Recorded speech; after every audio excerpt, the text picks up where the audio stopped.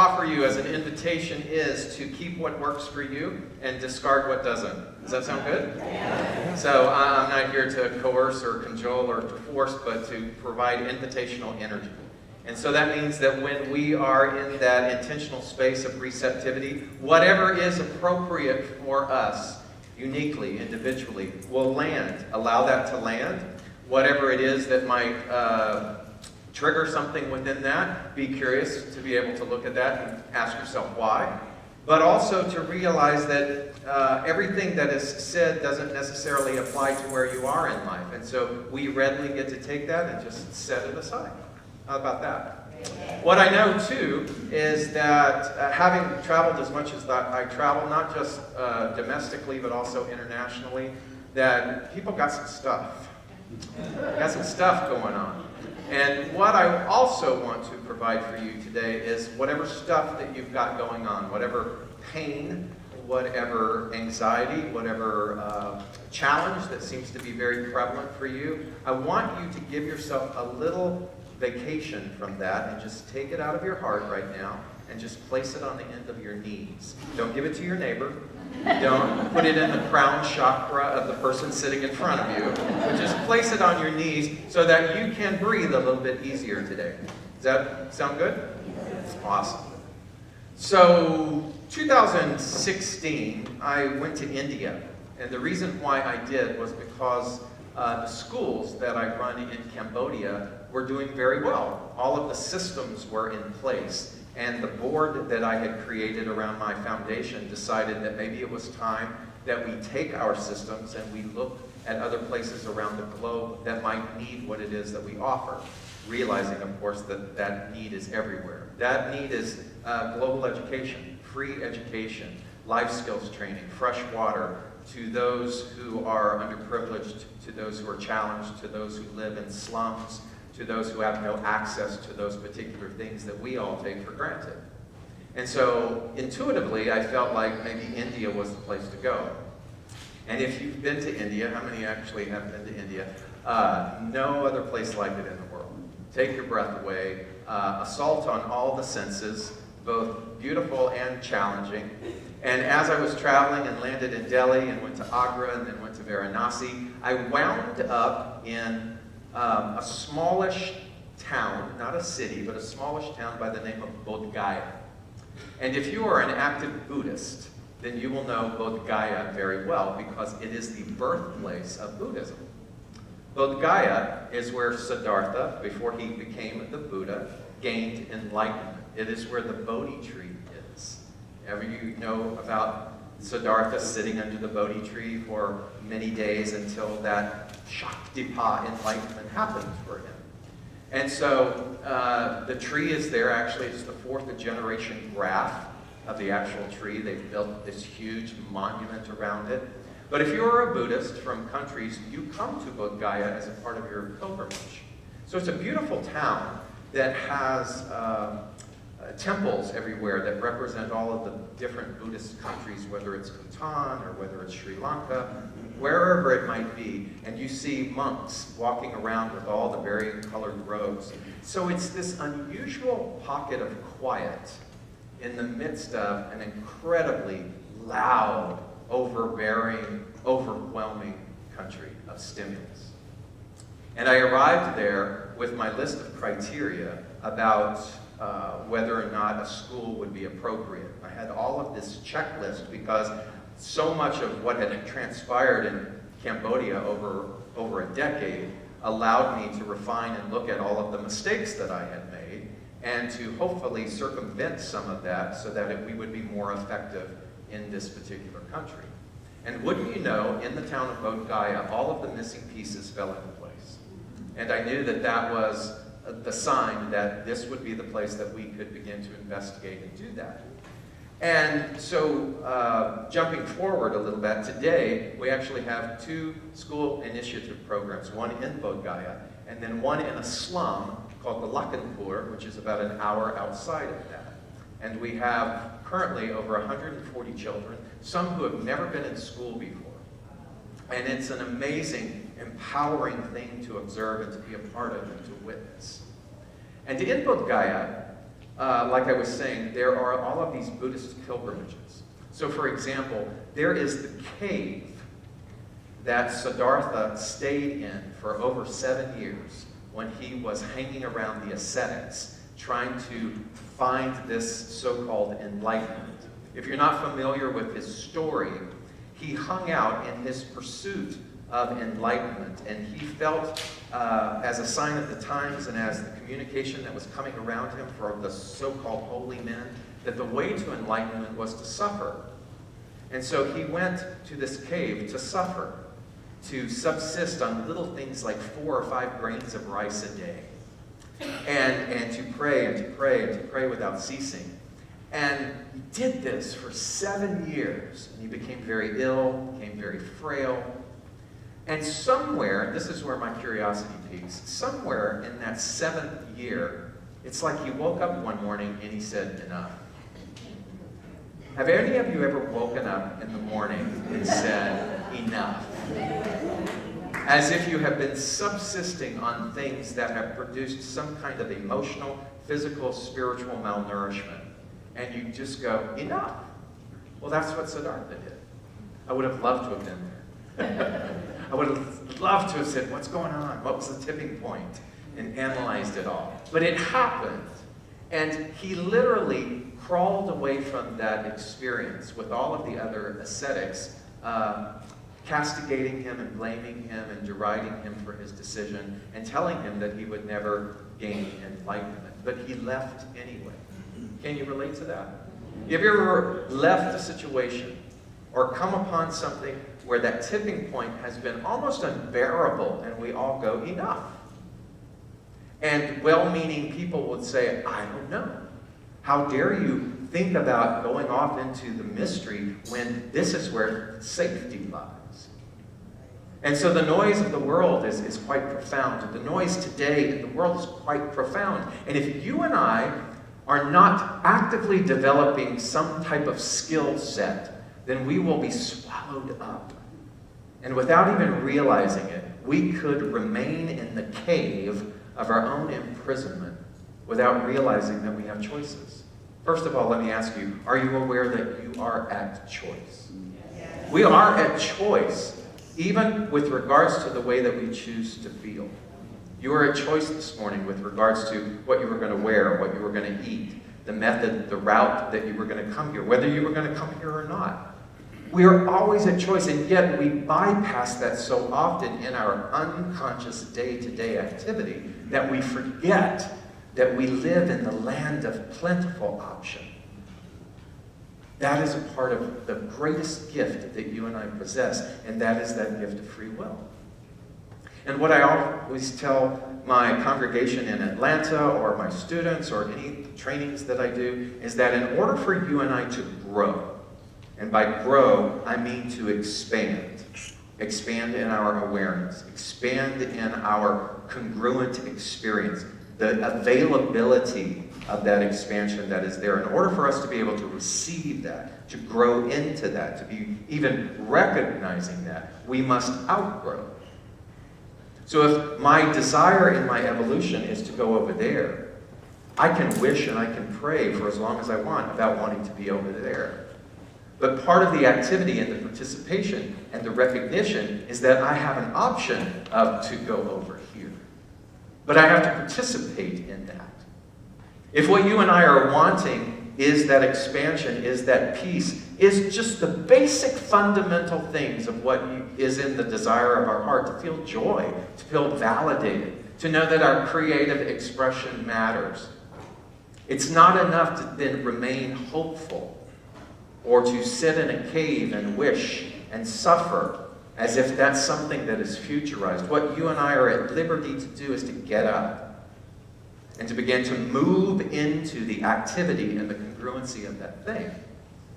And what I believe that that entails for us, and this is the tangibles I want to give you in the short time we have together this morning, are 3 things. If you have a pencil or a pen, I'm going to invite you to write these down because I think that this is going to be a different way to look at what I'm going to call, you ready? Self-care. Everybody groan. Yeah, self-care.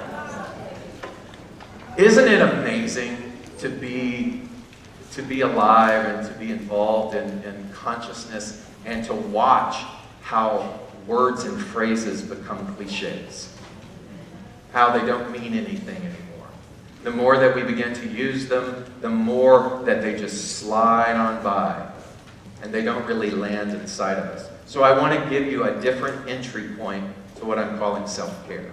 Because I'm not talking about meditation, I'm not talking about mani-pedis, although those are great, I'm not talking about massages. In fact, I'm going to create a distinction for you. Self-care, small s self-care. All of the things that I just described, those are the things that we do externally. People will say to you, you need to take better care of yourself. You need to watch what you eat. You need to begin to monitor those things. You realize that all of those things are external choices, and they're great, and they're necessary, and they are a part of the holistic model of you and I being and living at our full potential. Those are great. But I want to talk to you about capital S, self-care. Capital S, self-care. What's the distinction in that? Small s is what we like to call the microcosm. That's you and I and our individuality, but what we understand through unity principles, through spirituality, that our individualization is absorbed in what? The macrocosm. What does that mean? That which is God, that which is source, that which is infinite intelligence, that which is the divine, that which created worlds, all of that we are absorbed in. We are not all of that, but all of that is within us. Do you understand the distinction in that? So as the poet Rumi would say, the ocean, the wave is a part of the ocean. All of the elements of the ocean are in the wave. All of the elements of all of those things that we describe, the infinite, are a part of us. Great. Again, be careful. Because how many times do you hear that? And how many times then do we gloss over that? Because the pain that is now sitting on your knees becomes the overriding principle that denies all of that. And so let's give ourselves a little vacation from the pain for a moment and go back to capital S, self-care. So 3 things. First one is curiosity. Point blank. You ready? Curiosity heals.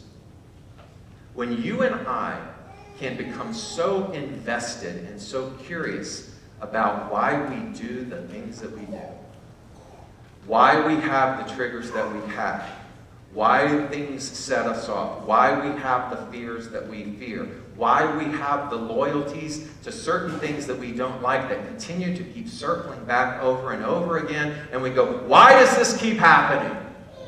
Instead of saying, why does this keep happening? When do we become curious and go, let me look at that. Let me begin to try to dissect and become curious as to why I am behaving, thinking, feeling what it is that I'm feeling. Do you see how empowering that is?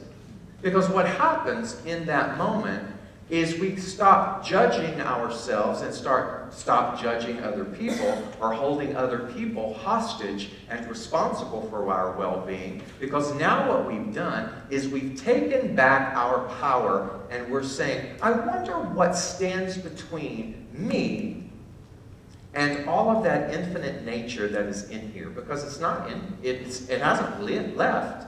It's still in here. It hasn't taken a holiday. What is separating me from feeling and inviting and experiencing and engaging all of the potentiality of that which we know to be God or the universe? What is that? And you see, when we become curious then, I believe that the universe responds in kind. Our curiosity is then met with information. And the more curious that we are, the more insight comes. The more curious we are, the more we sit with that curiosity and we try to figure out, not blaming something else, but genuinely doing it because we love and care. Just like we would sit in curiosity and listen to a child and want to know what's behind the tears, what's behind the upset. Because often all that is behind a big smoke screen. But if I can become curious about my triggers, about my pain, what's the origin of that? Then I'm laying fresh groundwork for restoring my power back. I'm curious why I might treat the people that I say that I love the most the worst. Why I feel fearful about losing something or giving something, because what if I need it later? Become curious about the way in which we create this restriction energy before we even walk out into the world. Where did that come from? I often say that we live with a bundle of 6-second moments. A 6-second moment to me is something that literally could have taken 6-second moments that still governs the way that you think about yourself today. 6 seconds. Could have been a second grade teacher that said, why don't you just mouth the words, okay? And you may have loved to sing. But in that 6-second moment, what did you do? Squashed that desire down. Squashed that innocence down. And I always use that as a teaching tool because people can relate to that. When I was 7, my father passed away. And I was the baby of a tribe of children. And the cliched story of we came from nothing is true. We came from absolutely nothing.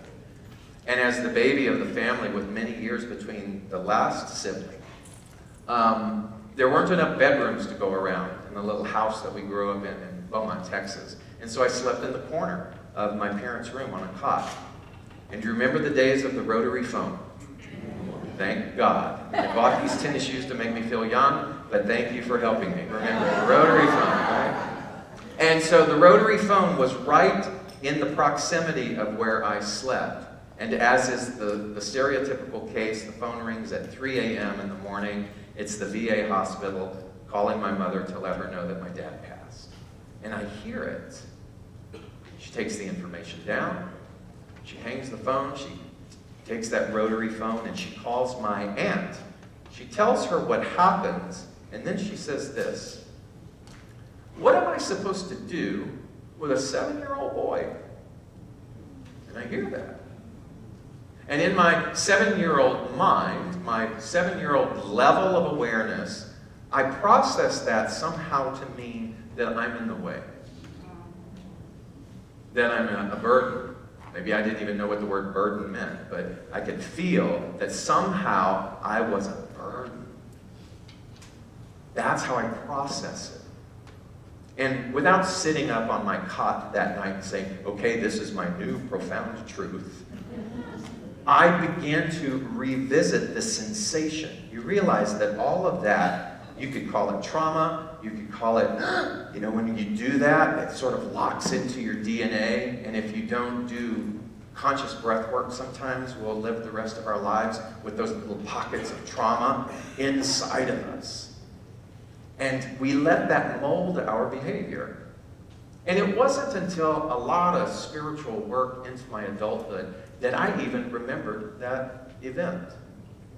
But when I did remember it, I went, oh my God. Because I was to bear witness to my behavior over decades about showing up in situations, feeling as though I would be a burden, which would then cause my behavior to over-respond. Feeling like when I walked into a situation that I would have to give 1,000% because everybody else would be enough, and I would have to overcompensate just to be allowed to be in the presence of all of that. That's curiosity. Because when you and I can become curious as to our, as they say in the corporate world, our pain points, when we can look at and examine our triggers, then not only do we take our power back, but we open up the floodgates in order for us to heal. But that curiosity has to be self-instigated. Do you hear me? You have to, I have to, we all have to reach a point in our lives where we crawl out of the cave and we say, enough. Why am I in this situation again? Why am I recreating this pattern? Why am I tolerating verbal abuse? Why am I giving my loyalty to a fear of lack and limitation and withholding every single time. Why do I find myself in the same energy system every single month? The answers to that lie within our curiosity.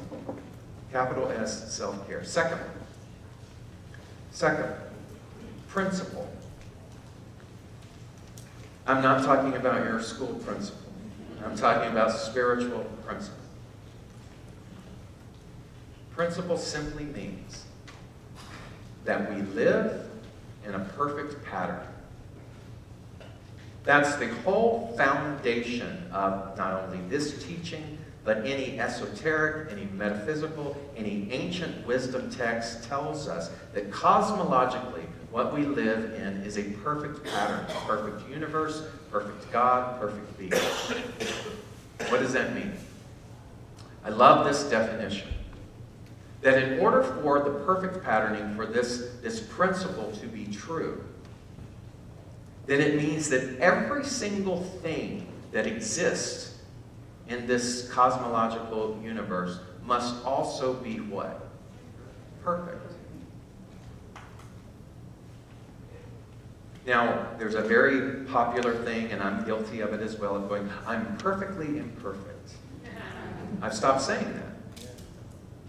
I also very much respect the work of Pierre de Chardin when it was said that we are spiritual beings having a human experience, but I don't abide by that anymore.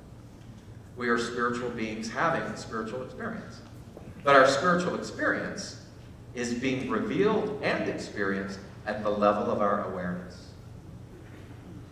You and I cannot be outside of a spiritual experience. We cannot be outside of a perfect pattern. That's the principle. Now, you can resist that. I can fight that. If I'm having a really bad day, I can use all kinds of explicatives if someone says that to me. But it doesn't deny the fact that there's no wiggle room in this particular principle. The principle is not saved for special occasions. The principle is consistent, whether you and I can see it, experience it, or not. Take a breath. How does that feel? How does that feel? Because if you and I are in pain, it's the last thing we want to hear. Why?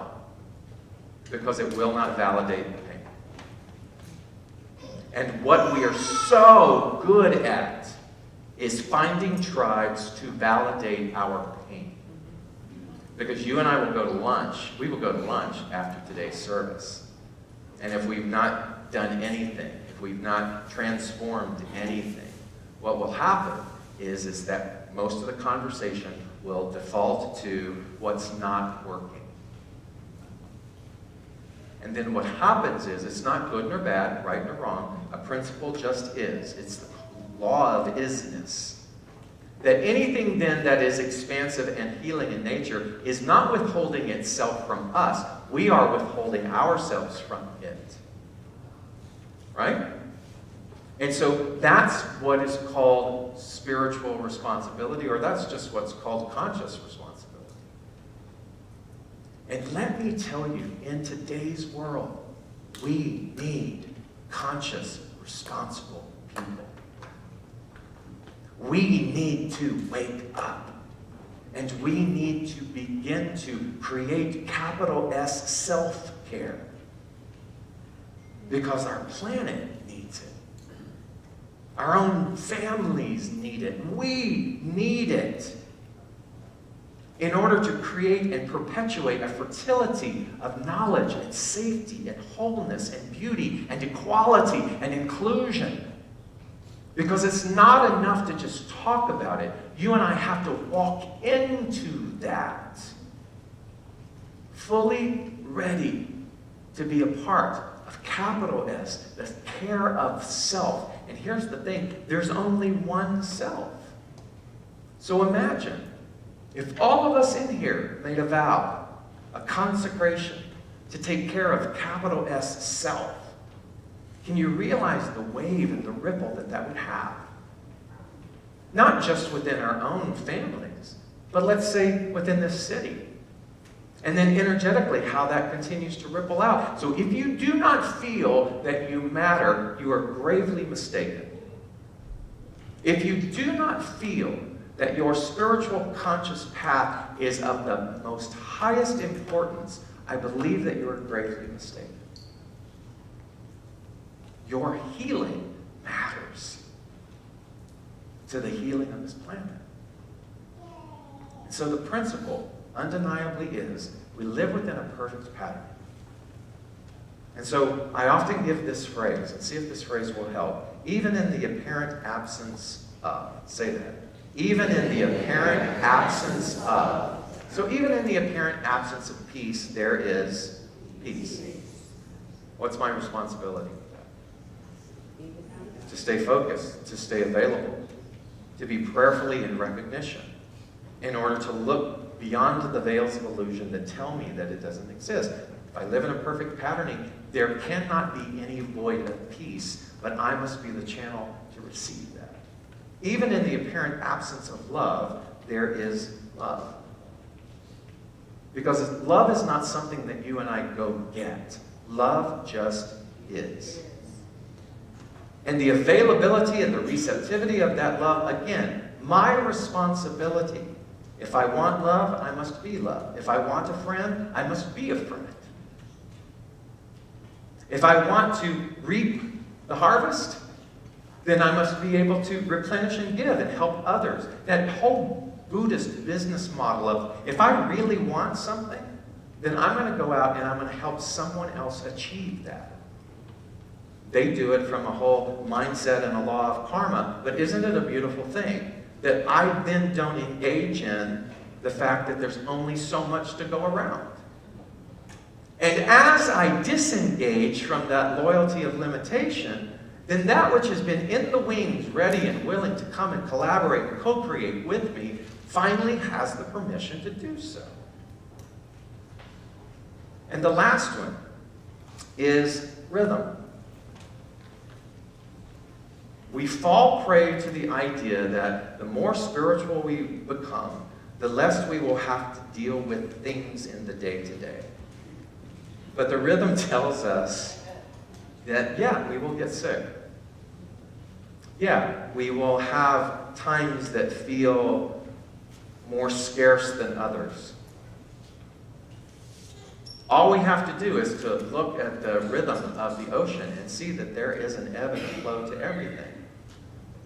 But the expansion and the assignment of our soul is that even in the midst of the ebb, we know what? There is a flow.